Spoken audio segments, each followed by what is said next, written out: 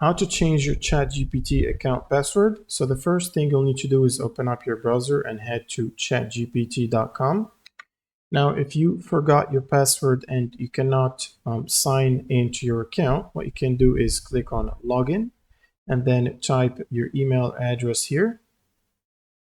And you should be taken to this page right here where they send you a code.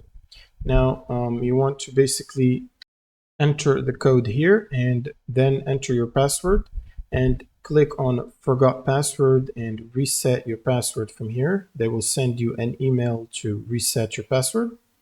Now, if you signed up or created your account using Gmail or Apple or other quick sign-in services, you usually cannot change your password. So even if you click on your profile tab here, go to settings, and then go to security and login, you will not find a password section in the settings page. That's because you signed up with a Google account like Gmail or Apple or whatever other service. So you usually cannot change your password here. What you can do is change the email password that you used to sign up with.